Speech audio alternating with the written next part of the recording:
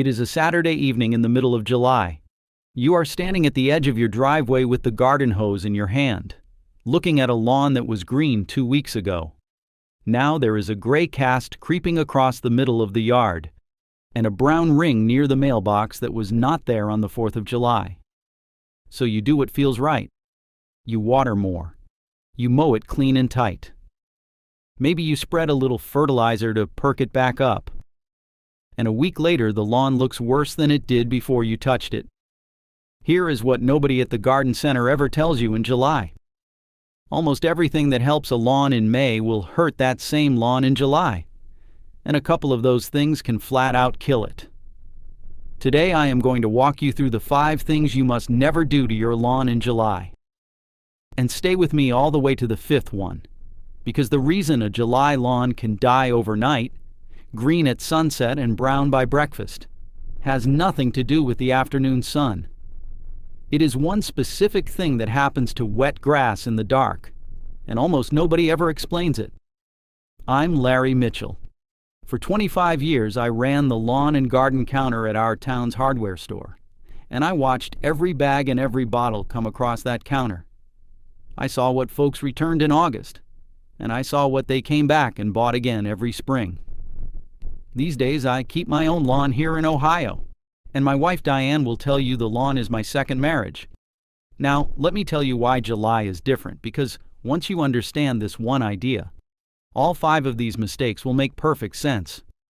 If you live in the northern half of the country, you almost certainly grow cool season grass. That is Kentucky bluegrass, tall fescue, or perennial ryegrass. That grass is happiest when the air is between 60 and 75 degrees. In July, when the afternoons run past 90 degrees on the front porch thermometer, that grass is not growing anymore. It is surviving. It slows way down, it hunkers down, and it puts everything it has into staying alive until September. A July lawn is like a man walking across a desert in the afternoon heat. And for 25 years at that counter, I watched good, hard-working people make the same mistake with that struggling lawn. They treated a tired lawn like a hungry lawn. They fed it, they soaked it, they cut it, they sprayed it. But grass under heat stress cannot use any of that, so every one of those good intentions lands like a punch. Get July wrong, and you are not just looking at a rough August. You are looking at reseeding in September, $40 to $80 in grass seed, weekends of hard work, and a thin lawn that invites crabgrass right in next spring. Get July right, and most of it means doing less, on purpose. I will come back to that wet grass in the dark, I promise, because that one catches even the careful folks. First, let's put a plan under your feet. Now, these 5 warnings I am giving you today are the guardrails, but they come out of a full plan I wrote down, called Larry's 30-Day Weed Kill Protocol. It is the exact day-by-day system I follow to wipe out clover, crabgrass, dandelions, and the rest in 30 days, and to keep them from coming back. I wrote it for homeowners who are tired of fighting the same weeds every single season, in the same friendly step-by-step style I use in these videos.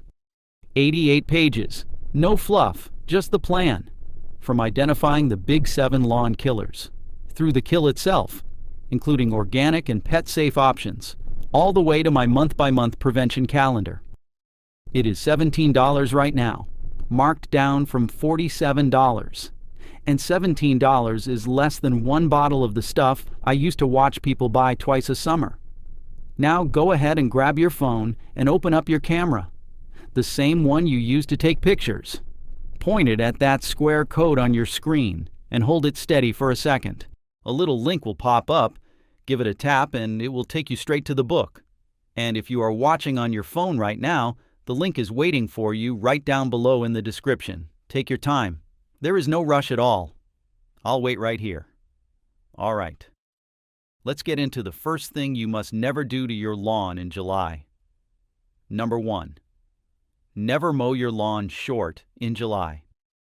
Every summer, somebody would come up to my counter and tell me the same story. They were headed out on vacation, So they dropped the mower deck low and scalped the yard down to 1.5 inches, figuring it would buy them 2 weeks. They came home to a lawn the color of a paper grocery bag. Here is why that happens. Every single blade of grass in your yard is doing 2 jobs at once. It is a little solar panel making food for the roots, and it is a little umbrella shading the soil underneath it. When you cut that grass down short in July, you take away most of the solar panel and all of the umbrella in one pass of the mower. The bare soil bakes in the afternoon sun. On a 90-degree day, scalped soil can run 10 to 15 degrees hotter than soil under tall grass. And down at the base of each grass plant sits the crown, the little knuckle right at the soil line where all new growth comes from. Expose that crown to that kind of heat, and the plant quits on you. So here is what you do instead, and it is simpler than you think. Walk out to the mower, raise the cutting deck to its highest setting, or 1 notch below the highest. You want the grass standing 3.5 to 4 inches tall after you cut. That is 3.5 to 4 inches, and yes, that is taller than most folks are used to. Trust me on this one. Tall grass in July means shaded soil, deeper roots, and fewer weeds. Because crabgrass seed needs sunlight on bare soil to sprout. Second, never remove more than 1/3 of the blade in a single mowing. If the lawn is 4.5 inches, take it to 3, no lower. Third, keep the mower blade sharp. A dull blade tears the grass instead of slicing it, and every torn, ragged tip bleeds moisture and turns brown in the heat. And fourth, slow the whole schedule down. In July, the lawn may only need the mower every 10 days to 2 weeks because it is barely growing. So to gather that up, mow tall, take 1/3 or less, keep the blade sharp, and mow less often. That is the first one, and fixing it does not cost you a dime. The second one is worse, because folks actually pay good money to do this damage. I know because I used to sell them the bag. Number 2. Never spread high nitrogen fertilizer on your lawn in July heat.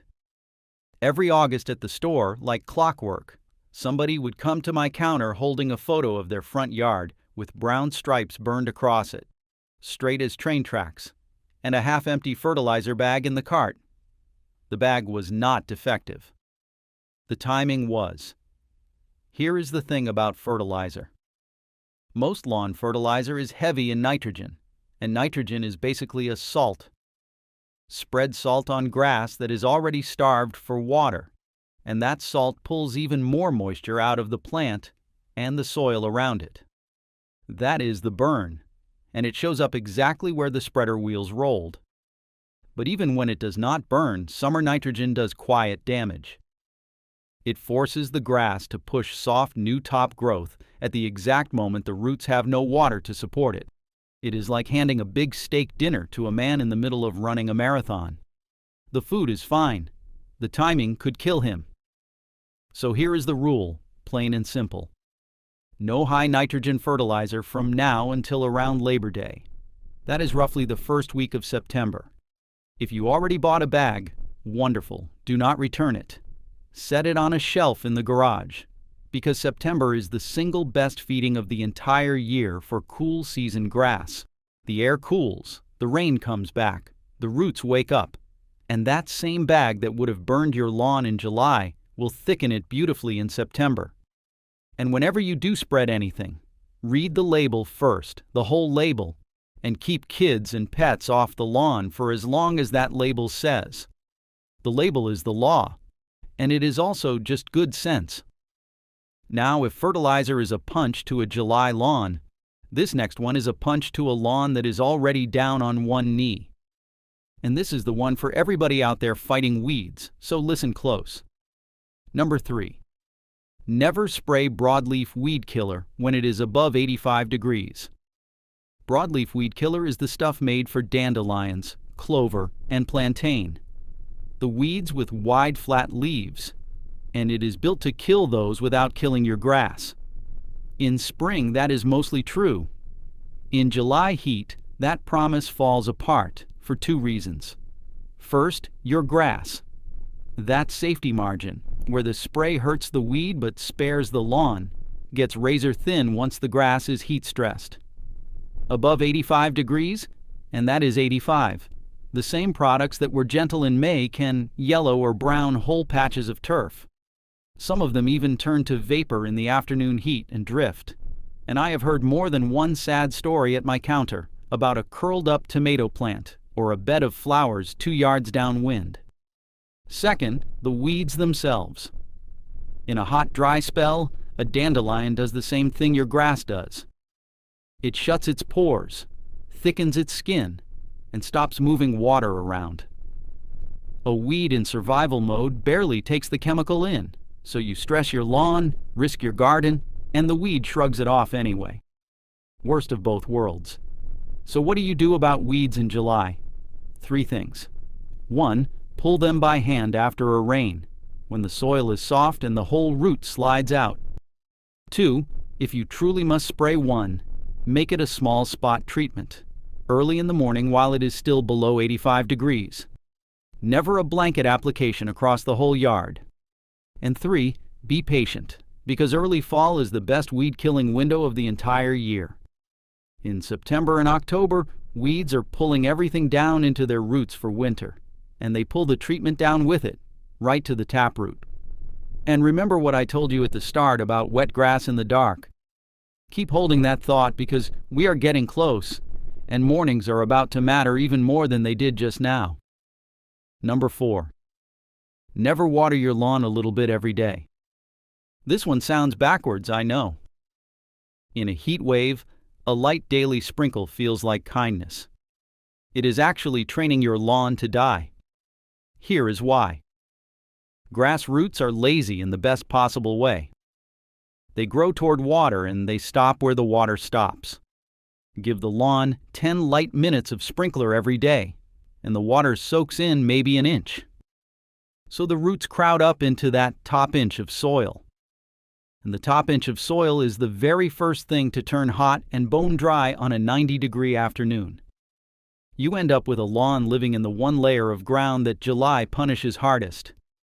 Deep, less frequent watering does the opposite. It sends water down 6 inches or more.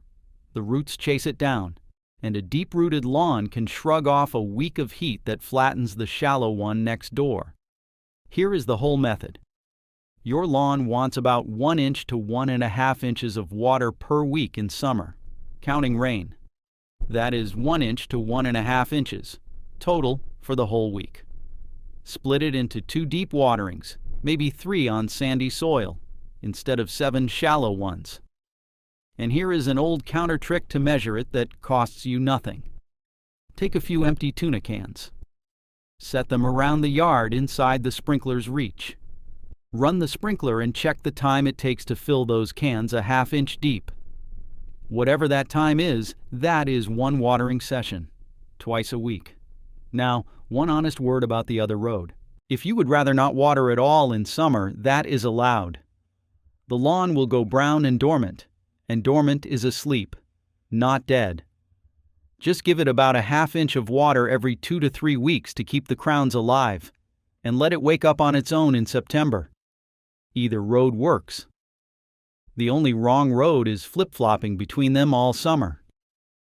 But how much you water is only half of this story. When you water is the other half, and it is the difference between a green lawn and the overnight kill I promised you at the very beginning. Here it is. Number 5. Never water your lawn in the evening or at night. This is the one that kills lawns overnight, and now I am going to show you exactly how it happens. Living in the soil of your lawn right now, mine and yours both, there are fungus spores. Brown patch is the big one. Most of the year they just sit there, harmless, waiting. They are waiting for 3 things to line up at the same time. A hot night, say above 68 degrees or so. Humid, heavy summer air. And grass blades that stay wet for 6 hours or more without a break. In Ohio in July, and across most of the country, the hot night and the humid air show up on their own, free of charge. The only missing ingredient is long hours of wet grass. And when you run the sprinkler at 8 o'clock in the evening, because it is cooler and it feels sensible, you hand the fungus that last ingredient with a bow on it. That water never dries. The sun is gone. Those blades sit soaking wet for 10, 12, 14 hours straight through the dark. And in the dark, the fungus moves. It spreads from wet blade to wet blade across the lawn like a rumor, and it kills as it goes. You go to bed looking at a green yard. You wake up, walk out with your coffee, and there are brown circles on the lawn, some the size of a dinner plate, some the size of a truck tire, sometimes with a smoky gray ring around the edge. That is the lawn that died overnight. Everybody blames the July sun. The sun is actually the innocent party. Come morning, the sun dries the blades and stops the spread. The killer was the water clock. So here is the fix, and it is the easiest fix in this whole video. Water your lawn between 5 and 9 in the morning. That is 5 to 9 in the morning, the earlier the better. And here is the part I love. The reason morning watering is nearly free of risk. At dawn, your grass is already wet with dew. Watering at 6 in the morning adds almost no extra wet hours to the blades, and by 10 o'clock the sun has dried the whole yard and the fungus never gets its window. Evening watering adds 12 hours of wetness. Morning watering adds about 0. Same water, same lawn, opposite outcome. One last thing, so you can tell what you are looking at out there. Drought brown spreads in big, soft blotches and greens back up after rain, because dormant grass is alive.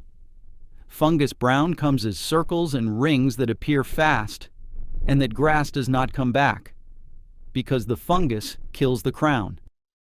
If you see the circles, stop all evening watering immediately. Switch to mornings. Mow tall like we said in number 1, and skip the nitrogen like we said in number 2. You already know the whole defense. That is the secret. It was never the sun. It was the sprinkler timer. And that right there is the difference between guessing at your lawn and knowing exactly what it needs. Everything we covered today, the mowing, the watering, the weeds, is written out the same plain way, day by day, in Larry's 30-day weed kill protocol.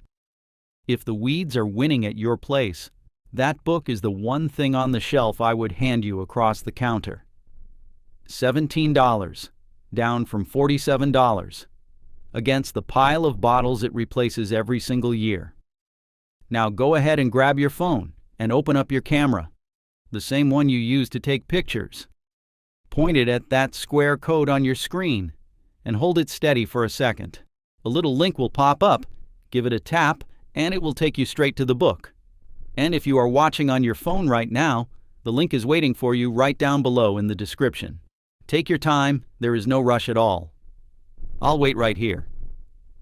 So keep July simple, neighbor. Mow tall, hold the fertilizer, hold the weed spray. Water deep just twice a week, and only ever in the morning.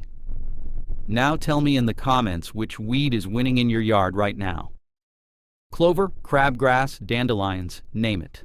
I read every single one. And next time I am going to show you the screwdriver trick the old golf course keepers used to know exactly when a lawn is thirsty.